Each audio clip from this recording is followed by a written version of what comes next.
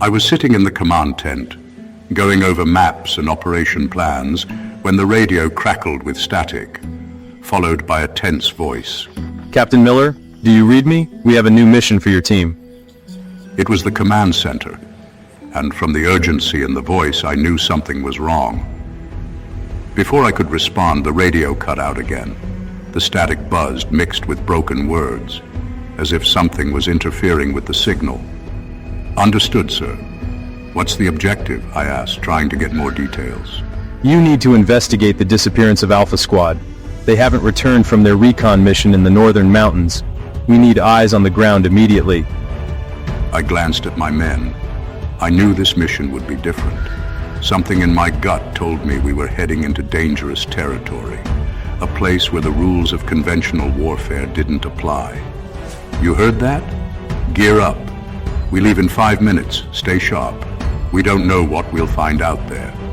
Sergeant Lewis, my second in command, tried to lighten the mood with a joke, but even his voice carried a different weight this time.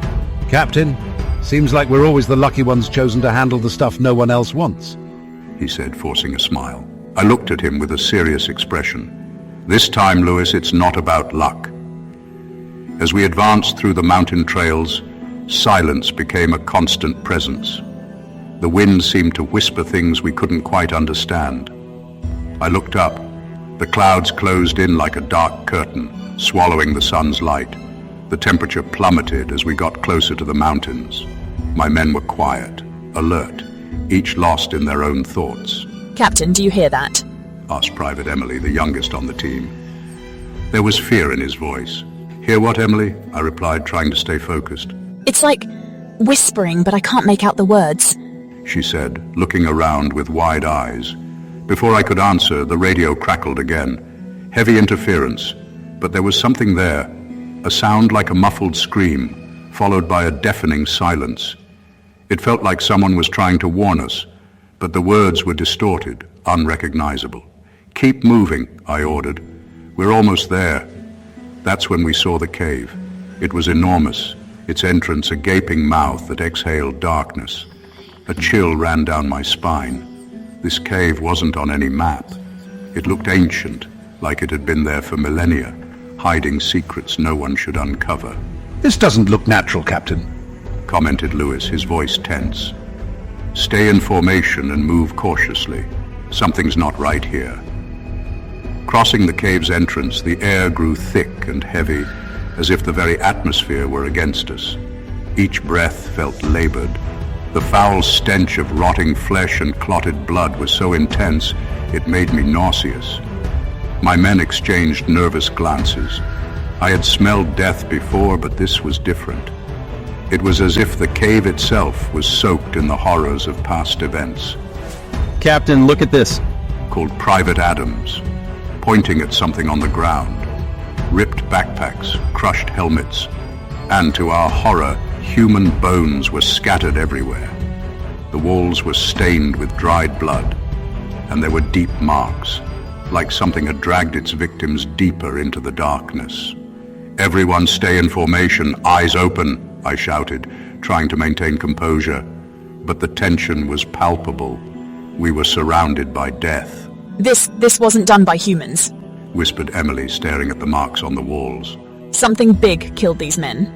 Before I could reply, a deep roar echoed through the cave, vibrating within our bones.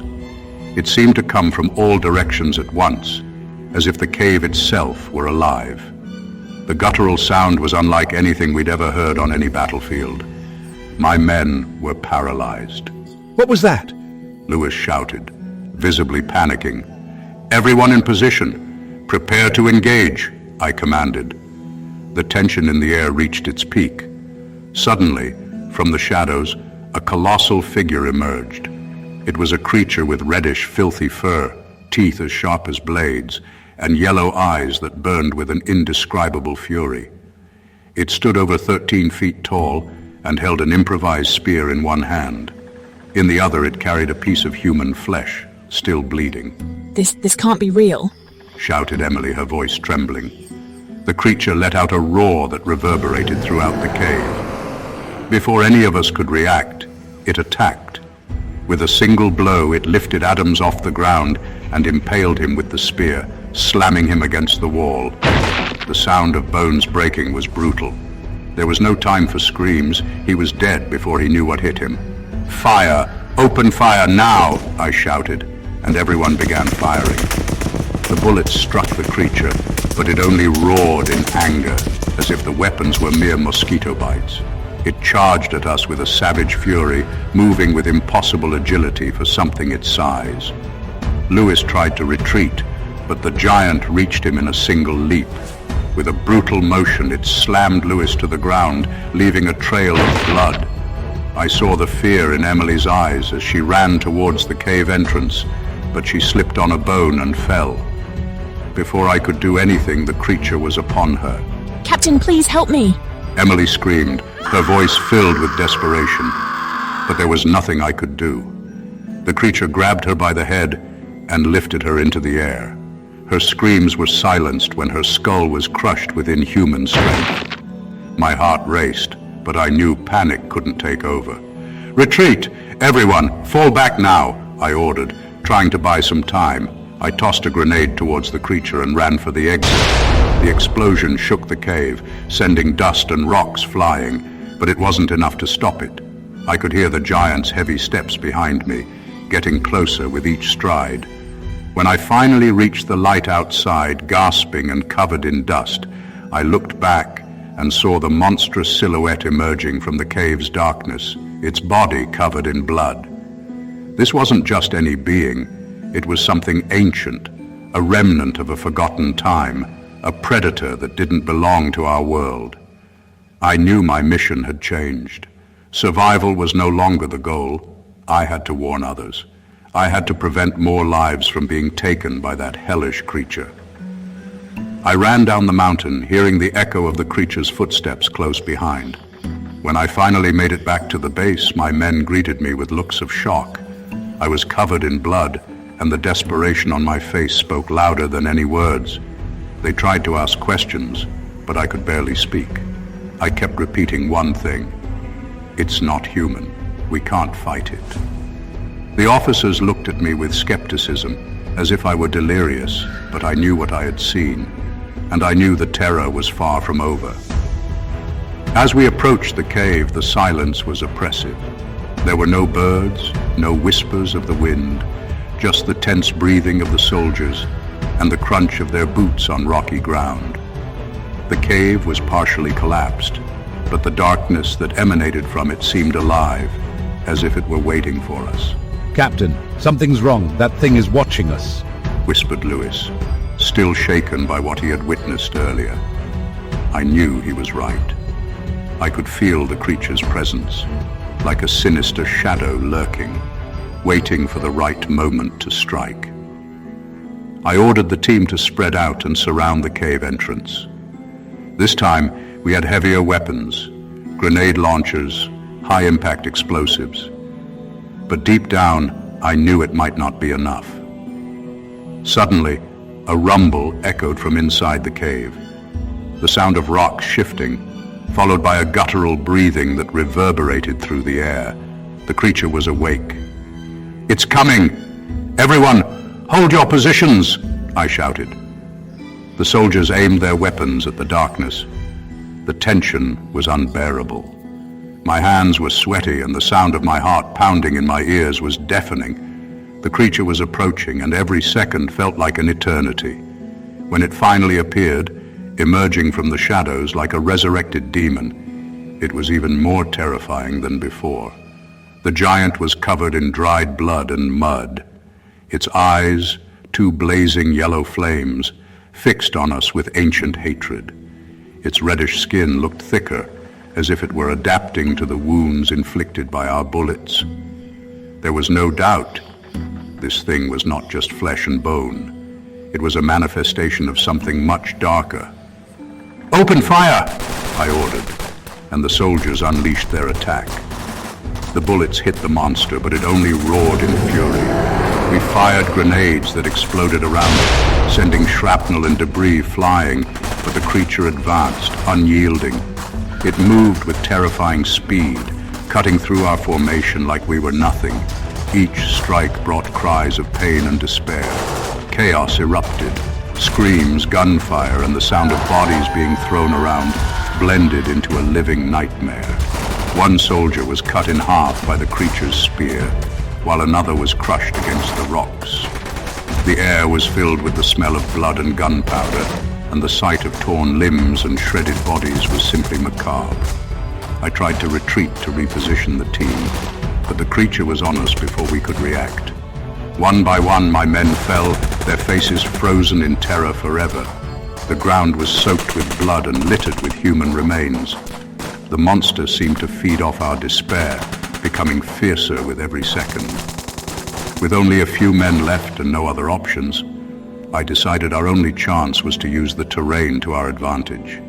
The creature was pushing us back to the cave entrance, where we could try to trap it. I knew that if we failed, none of us would leave that valley alive. "Prepare the explosives. We're going to lure it to the entrance," I shouted to the remaining soldiers. As we retreated, the creature followed, like a predator that knew victory was near. Its heavy breathing and crushing footsteps echoed through the valley. When we positioned ourselves near the cave entrance, I started shouting to draw the monster's attention. "Hey, you bastard, come and get me!" The giant roared and charged. I knew this was our last chance. As the creature was about to reach the entrance, I gave the order. "Now!" Explosives were detonated. The cave entrance collapsed in a whirlwind of rocks and dust. The explosion echoed through the valley, and for a moment everything was silent. I fell to the ground, stunned and covered in debris. The few remaining soldiers were in shock, but alive. I took a deep breath, trying to calm my heart. Had we done it? Had we finally defeated that demon? The silence was shattered by a deep sound, the crack of shifting rocks. My blood ran cold. I knew it couldn't be true, but then I heard the roar again, even more ferocious. From amidst the rubble, the creature emerged. It was wounded, bleeding, but not defeated. Its eyes burned brighter, as if its very rage was fueling its strength. "No, it can't be," murmured one of the soldiers, his voice trembling with pure terror. I had no more plans, no more tactics. This thing was unbeatable. With a final desperate charge, I fired at the monster as it advanced on us. A devastating blow struck it, but it moved with a fury that could only be described as supernatural. My world turned upside down as I was thrown back, my head slamming against a rock. My vision began to blur. I could hear the screams of my men, the sound of bones breaking, until the final silence took over. When I opened my eyes, I was lying down, covered in blood and dust. Around me, the torn bodies of my comrades were all that remained. I don't know how, but I managed to get up. The creature was there, still furious, but something had changed. It hesitated for a moment, as if reevaluating the situation. This was my chance. I started running down the mountain, the sound of the creature's footsteps still chasing me. I was injured. Every part of my body was in pain, but I couldn't stop. Every time I looked back, I saw those yellow eyes following me, like flames burning in the dark. I knew that if I stopped for even a second, it would be the end. The shadows closed in around me, and the sound of crushing footsteps grew closer. When I finally saw the base, relief was cut short by pain. I collapsed to the ground, knowing that the end was near. The giant stopped a few feet away from me, as if assessing my defeat. Its eyes glowed with an ancient malice, but something made it hesitate.